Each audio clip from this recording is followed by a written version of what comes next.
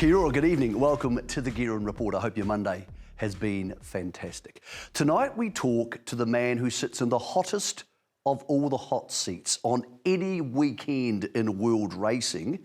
Not many go around with as much money riding on them as Zac Purton. He's a uniquely competitive character.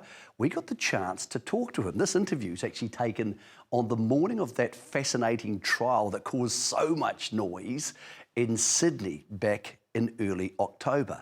Let's just give you a little reminder of what King Kong has done since then. Here's Zac Purton at work. Kaying rising 2 lengths away, then Jimmy Star, clear from Tempted Lady Shenandoah, Jolly Star down the outside, overpass takes the lead by a length, Kaying rising stoked up, Purton says come on boy, show the Aussies what you've got, Kaying rising moved up to overpass, clear from Jimmy Star, but Kaying rising, champions do what others can't, he's the world's best sprinter no doubt, Kaying rising won the Everest. There's a huge shadow casting up on his outside and he just left him like he was tied to the rail. Kaying rising, 300 metres to go. Put 3 lengths on Fast Network, Wunderbar, and then Tomodachi Kokoro, 200 metres to go. Kaying rising is 5 in front over Fast Network. You thought he was good before the Everest. He climbed Everest and he's better than ever. Kaying rising beat home Fast Network and third's a photo. Imagine the pressure of being the man who rides Kaying Rising, not only for the whole of Hong Kong in the Everest, but returning home where he goes round $1 or $1.10. Zac is used to that. We talk about that tonight. We talk about how he started out in New Zealand, and we talk about how he upset his father-in-law, Jimmy Cassidy, even though they don't talk about it. Here's Zac Purton. Let's kick off with the New Zealand heritage. Well, thanks for joining us, Zac. And New Zealanders can take some ownership of you because a lot of people wouldn't know. You used to live in Nelson and your mum's a Kiwi. Yeah, that's right. So she's from Timaru, the home of Fala.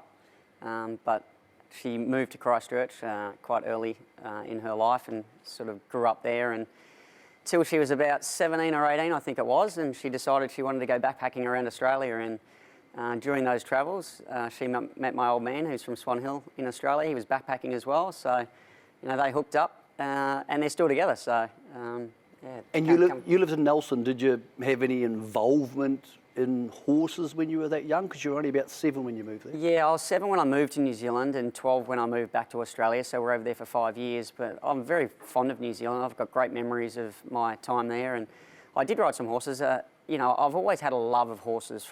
I've got photos of myself on the horseback as a baby before I could even crawl. So I've always had a love for them. Was it a family thing? My family didn't have horses, but we would go to other people's places and they would have horses. And especially when we were in New Zealand, every time I found a friend that had a horse, I'd always badger my parents to go to their place so that I could get on the horseback and ride the horse. So I always had the love and the affinity for it. And the first Melbourne Cup I ever remember watching was actually when Might and Power beat Doremus in the photo finish. So I obviously had an interest in racing back then as well. My parents said that they used to take me to the races and I'd run up and down the outside fence with my old wooden stick horse, and if they turned their back, I'd be in the parade ring and things like that. So for as long as I can remember, I've loved racing and always wanted to be a jockey. So where do you think that came from? Because so many people who love the horse get it from their parents. What do you love about them? I don't know. I don't know what it is. I've always... Lucky you do. Yeah, exactly. But I've always been into sport. I love being outside. I love being active. But there was just something about the horses that I loved, and it was a very easy decision for me to make. When I was actually in New Zealand as a 12-year-old, I was sort of trying to find a trainer to go to then, obviously a little bit too young, but we moved back to Australia and I went into Michael O'Leary's stable in Mount Gambier when I was about 13 and a half, and asked if I could start work there, and he said come back in 12 months, and in that time we moved to Coffs Harbour and I started my apprenticeship there with Trevor Hardy. You ended up riding in Queensland and you were very successful very quickly. When did you first realise you had not just an affinity for the horse, but you could ride? When did you realise I'm not going to just make a life out of this, I'm going to be really good at this?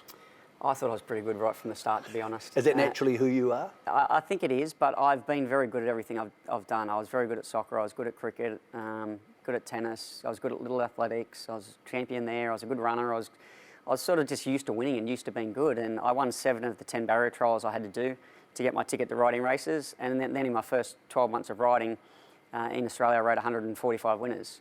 So I had success right from the start. Now, of course, you're going to have bumps in the road here and there as you go along, but I was just gifted. I had natural balance, horses would run for me, so I was very lucky. Do you remember the first time, because obviously confidence isn't an issue and it's been proven to be right, the first time you thought to yourself, nah, I'm going to be great at this, and in fact, as we've had recently, you've been inducted into the Hall of Fame. I'm going to be a Hall of Famer. Do you ever remember thinking you were going to be that good? No, I never thought I was going to be that good.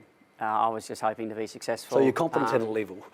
I was just happy riding winners. I wasn't thinking about Hall of Fames and being champion jockey in Hong Kong and being a global superstar and things like that. I wasn't thinking about that. I was just thinking about actually being a successful jockey in Sydney. That was my goal when I first started riding as an apprentice. I'd watch all the races in Sydney, and Sydney was where I wanted to be. Now, I had ambitions to come here when I was an apprentice, but my boss, Trevor Hardy, took horses to the Gold Coast one Saturday, and I rode 4 winners, and then he took horses to Brisbane the following week, and I rode another 4 winners. So then the phone started ringing in Queensland. So that's how I ended up riding up in Queensland and basing myself in Brisbane, obviously winning the championship there as an apprentice. Lived on the Gold Coast for a little bit, and then I decided to move to Sydney. I think I must have been 21. So, you know, I didn't move here straight out of my apprenticeship. I was very happy on the Gold Coast. I was comfortable there. I had a few offers to come to Sydney, but I was just enjoying myself, you know, as a late teenager.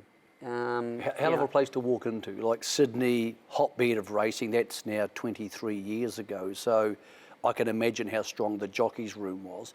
Did you feel instantly comfortable in that you were at that level, or did you need to learn more to get to that level? I was very lucky that I had opportunities to come and ride in Sydney when I was based in Queensland. Myself and Michael Rod actually used to be on the flights most of the times together to come and ride down here, and I had a lot of success on those trips. So making the move down here, people already knew me, I already had some connections, and I was able to get going quite early. So I ran second. I only rode in Sydney for 2 years. I ran second on the premiership both years. I was here to Darren Beeman, who at that time had Crown Lodge and John Hawkes behind him, you know, a very powerful stable, and I was freelancing and, you know, just doing the best I could wherever I was. But yeah, so I sort of walked into Sydney and it just flowed for me there as well. So I was very lucky in that respect.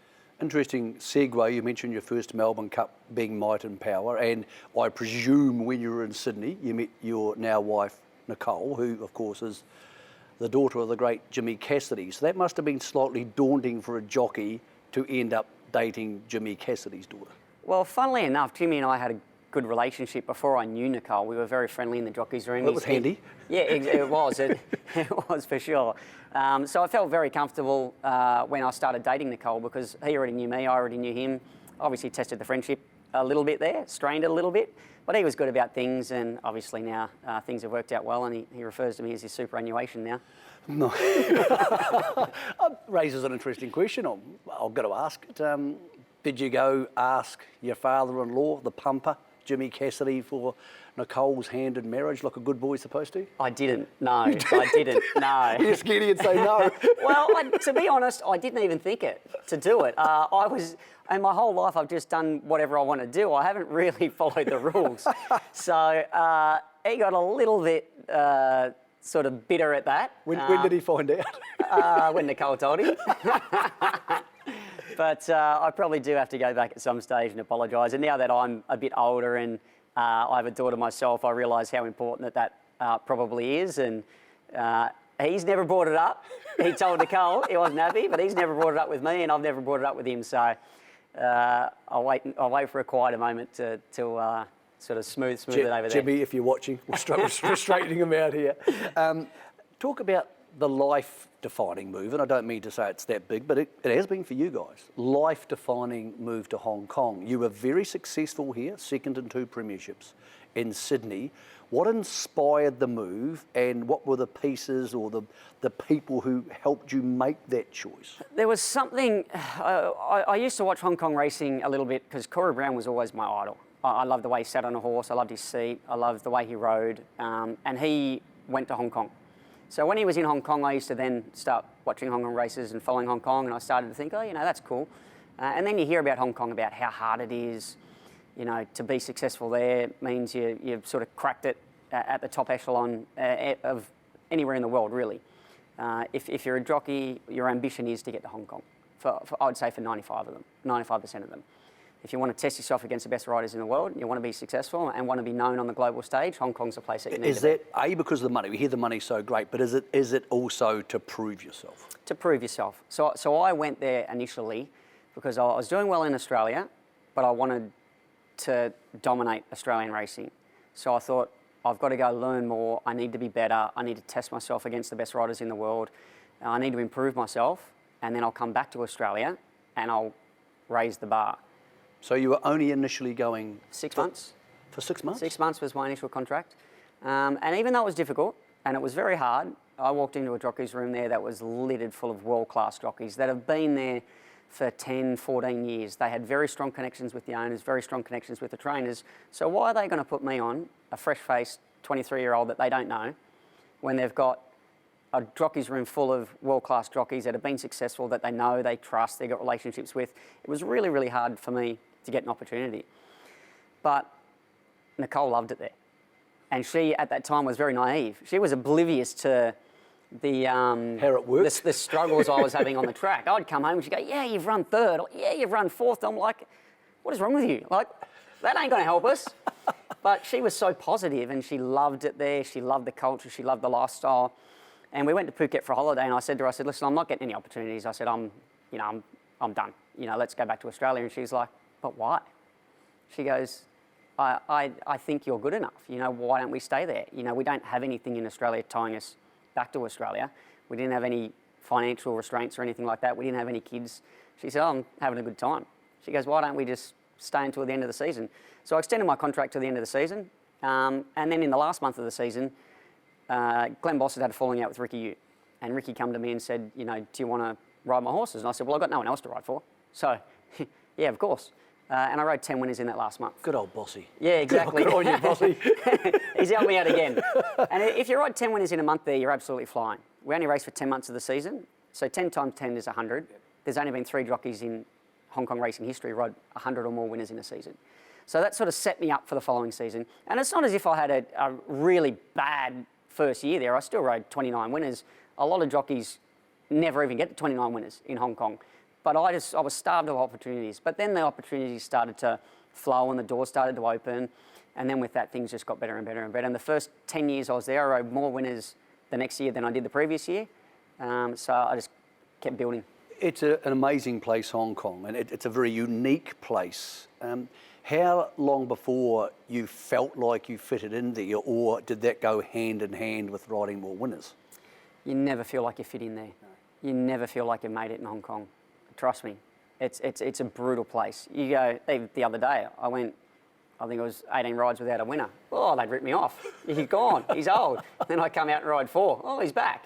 But that's what it's like. And is that because it's so punt-based? The expectation is there. It doesn't matter what the form of my horse is, they just pile into my horses. And it doesn't matter what I say. I rode a horse the other day, and they interviewed me before the race.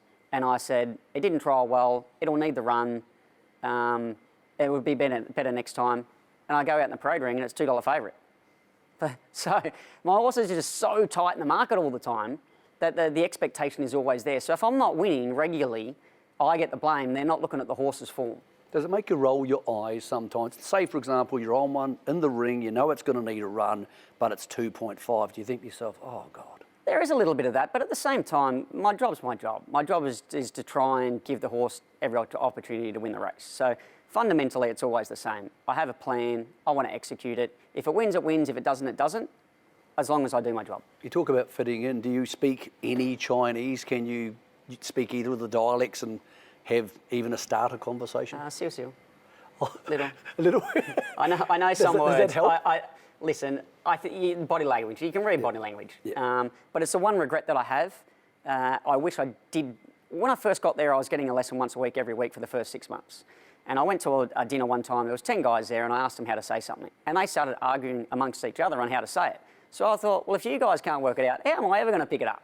So I gave up, but I wish I stuck at it. And recently, actually, I've just started to sort of revisit that, and I'm just starting to learn a little bit more again. They reckon it's easier when you're younger. Yeah, of course, of course. Well, my kids speak Mandarin. It's not fluently, but they learn Mandarin at school.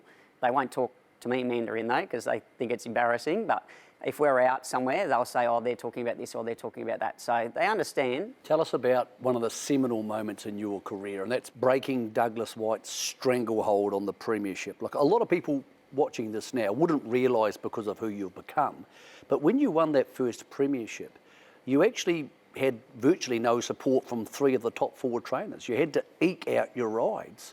It sounds hard to believe, but it must have been an incredible feeling to do that and beat Douglas. It was, but I think that's been the cornerstone of what's made me successful in Hong Kong, that the leading trainers and a lot of the Western trainers didn't really support me in those early years, so I had to build my foundation with the local trainers. So what it's done over the period of time is now I've got great relationships with the local trainers, but off the back of more success, I've got great relationships now with the Western trainers and the championship leading trainers, so it's given me a really good support base. Whereas a lot of jockeys go there and they just focus on the Western trainers and they disregard the local trainers, and they're not getting as many opportunities as they should. So in the long run, it really has helped with the balance that I've got. Now, I thought I was going to beat Douglas the season before I beat him, and we were head and head all the way. And about 6 weeks before the end of the season, I had kidney stones. The operation they did wasn't successful. I ended up getting gangrene in the kidney, and I missed a few meetings. I was quite sick. And by the time I come back, I was about 6 or 8 winners behind Douglas, and there was 3 or 4 meetings to go. So I couldn't piggyback then. And he said something stupid in the paper. He goes, I love a challenge. If you're going to poke the beehive, you're going to get stung by bees or something like that. And I thought, you know what? That just gave me the motivation. In that off-season, I just went away and I did a lot of things. I trained hard. I did everything. Mentally, I prepared myself, and I thought, I'm just going to do everything I can to take this guy down. And then I went back the next season, and I rode the fastest 50 in Hong Kong racing history. So I got off to a really good start. But then off the back of that, Moreira arrives. So we're only 6 weeks into the season, and Moreira arrives. Douglas White was gone then. He was out of the picture, and it was myself and Moreira battling that premiership out that year. But I used to get behind the gates and say things to Douglas like, oh, are you still here? Are they still giving you rides? And looking back at it now, it was probably a little bit cheeky, but I had him on the rope straight away. How do you get on with him now? Listen, I get along He's still there. better with him now than I used to. Well, he's a trainer now, so I need him now. But it still hurts him. I can see it still hurts him, and he doesn't really support me as much as he should, but, you know, that's fair. When you reach that level, when you win the premiership in Hong Kong, how does it change your life, both at the racetrack and away from the racetrack? You're a superstar in Hong Kong. What's that like? Because you're a normal guy. I mean, everybody's born the same, and yes, you were successful at other things when you were young, but what's it like when you become a superstar in a place as crazy about racing as Hong Kong? Well, it was foreign to me. Believe it or not, I'm actually quite a shy person. You're hiding it well. On a race day is a little bit different because I'm doing my job and I'm comfortable doing my job and I'm mixing with people that I know. But actually away from that, I'm probably a little bit shy. But and that was one of the problems when I first went there as well. I wasn't chasing trainers for rides. I wasn't on their backs. I wasn't trying to sort of negotiate getting opportunities and things like that. So that sort of held me back. But as time's gone on, you get more successful. You're in front of the camera all the time. You're meeting a lot of different people. Obviously, I've become more comfortable in that regard. But I think coming from the country as well, I've always just given people the time of day. It doesn't matter who it is down the street. They want a photo, I'll always stop. Anyone wants to chat, I'll always chat with them. But surely that would be hard now in Hong Kong. I mean, it'd be hard for you. Look, if you went out to a racing-centric restaurant and you and Nicole want to have a nice lunch or dinner, it must be hard if everybody wants to have a word. It is to a certain degree, but they're polite in a way. Like if we're sitting down having dinner, they leave you alone. Yep. They might say something as you're leaving, or the waiters, they'll pretend they don't know who you are until you're leaving, and then they'll wish you luck on the weekend. Things like that sometimes. But if you go to a restaurant, the restaurant's full, they'll find a table for you. I don't know who gets kicked out, but I'm in. I'm sure Nicole likes that. She does. You mentioned the arrival of Joe, and so many people, when they think of you and Hong Kong, you think of Joe, and what must have been a couple, 3 or 4 really intense years. Yeah, it was nearly a decade. I think 9 years he and I were going head to head there in Hong Kong. Including the famous last day, Premiership Day, which must have been amazing to be part There were a few times we sort of went down right towards the end of the season, but that last day, and leading up to it, there was one meeting sort of 2 weeks before the end of the season where I went to the races 2 winners in front, and he rode the first 4 winners. So I'm 2 behind. Then I rode the next 4, and then he rode 1. So, you know, it was an amazing day. We're sort of going bang, bang, bang, bang, bang all day against each other. And I don't know if that broke him because he did everything he could to try and get in front of me, and I did everything I could to keep him at bay. And that still went down to the wire that day. But So you beat him on the last day?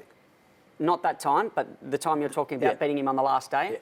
Yeah. I also went to that meeting 2 in front, and he rode the first 2, I think, and then I rode 1 and he rode 2, and you know it was very close. But I think by the time I got to about race 7 or 8, I rode the winner that sealed it. So it was going down to pretty much the last race of the season. The leader, Turin Red Sun's a length away, and then Bourbon Air, Money Catcher, Joe trying to cling on to the Premiership dreams. On his outsides, Turin Red Sun, Zac's trying to confirm it. He's taken the lead. Purton Marira, they've been dominant all season. Purton wins the race. Purton wins the Premiership.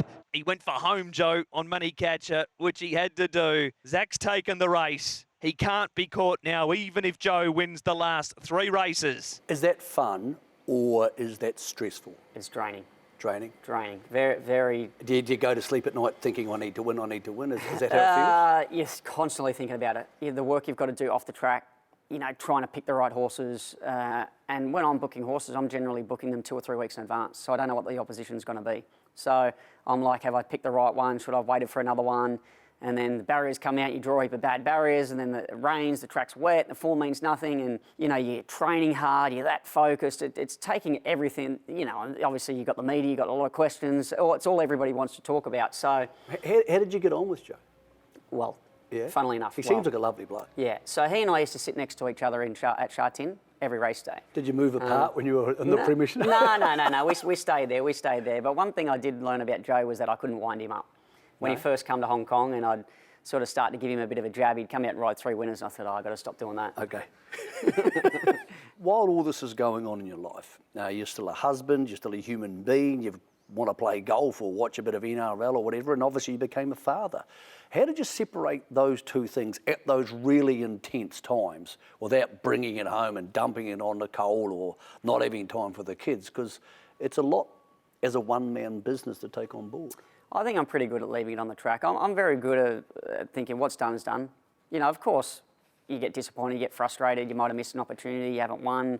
You know, it hurts. But I'm very good at just thinking, you know, that's done, let's move on to the next race. So I come home, I do my work, we have dinner, I watch TV, just get on with things. I try not to bring the family into it, although now that Cash is a little bit older and he's 8, he tries to get a little bit too involved. I'm trying to watch the replays, he's hanging over my shoulder, I'm like, come on mate, he's asking me all these questions, I'm just like, give me a moment here. And, you know, I might have had a bad day and I come home and he's like, why didn't you ride a winner? And he's up me, and I'm just like, and Nicole's got to drag him away and say, let's leave Daddy alone. Well, Cash, want to be a jockey? I mean, Daddy's a jockey, a champion jockey. Granddad was a champion jockey. So, do you think Cash wants to be a jockey? I hope not. I'm trying to steer him. I hope not for Cash too. Trying to steer him away from it. Not, there's going to be a weight of expectation, but people forget what we do is an incredibly dangerous job. You know, and I don't want him to feel the expectation that would come with being my son, and I don't want him to be in a dangerous position when he's got an opportunity to do something else. I want him to be a builder. Every day I tell him he's going to be a builder. If we go on a holiday and someone's flash or they've got a big boat or something like that, he goes, Daddy, what are they doing? I say, he's a builder.